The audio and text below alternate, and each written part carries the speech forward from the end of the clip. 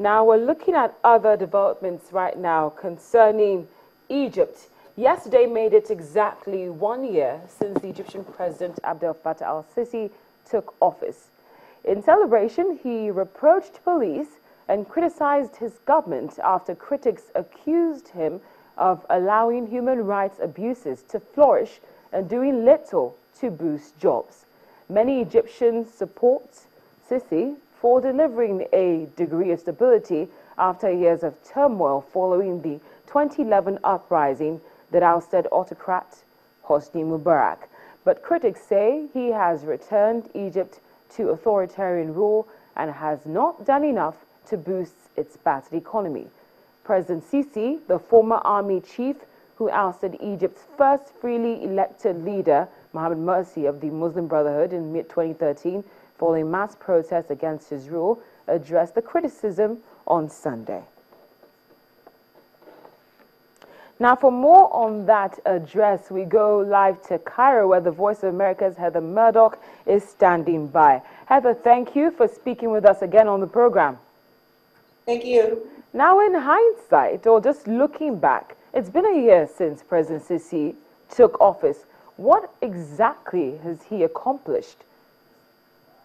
Well, over the weekend, his government made a report to him about what has been accomplished in the past year. One of the things they talked about were economic accomplishments. They say that they have the economy is growing much faster than it was this time last year. Unemployment is down, and foreign investment is up.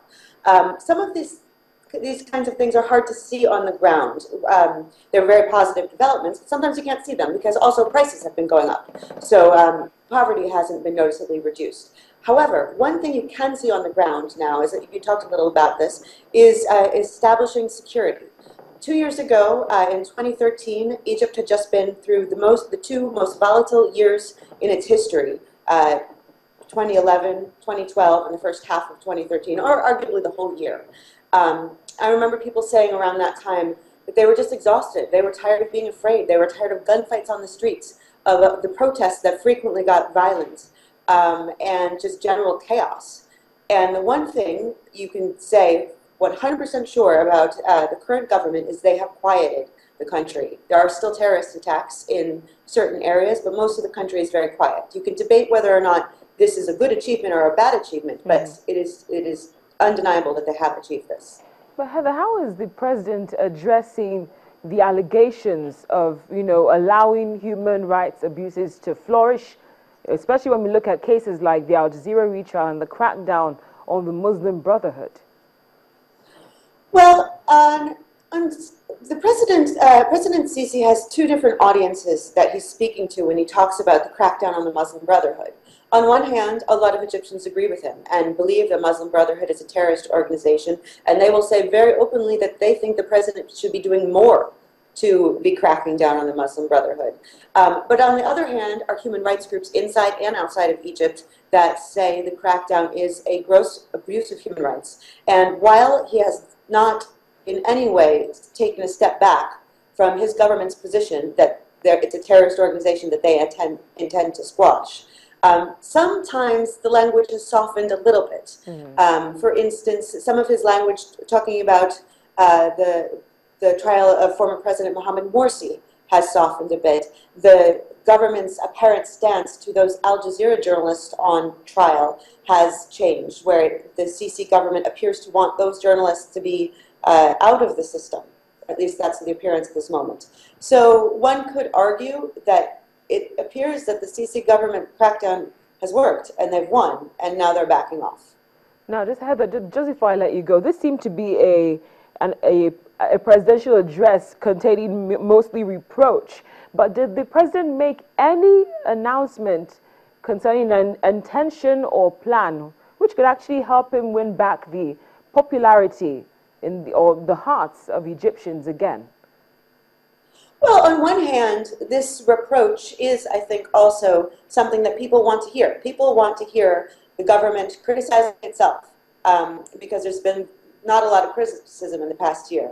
But what he did say was he promised to be accountable to the Egyptian people. Oh. And I think for most Egyptians, what they want right now is economic improvement, substantial economic improvement, reduced poverty, and reduced prices.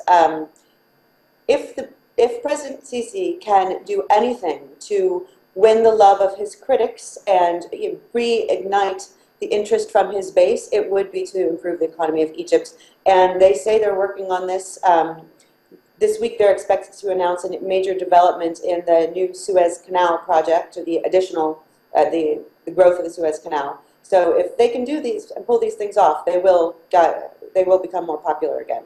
Well, Heather, thank you very much. Indeed, we're grateful for your time as always. Heather Murdoch for the Voice of America reporting from Cairo. Well, finally on the program, Tanzanian Foreign Minister Bernard Membe announced on Sunday he will seek nomination to run for president in an election in October, adding to a crowded field of ruling party candidates. Membe, seen as one of the leading contenders, told a rally in the southern town of Lindi that he would boost economic growth, create jobs, and fight corruption in the East African country.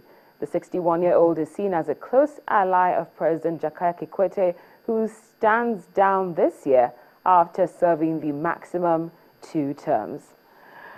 And with that, we've come to the end of the program for today. As always, we'd like to hear from you, so feel free to send us either an email or a tweet. The address and handle are right there on your screen.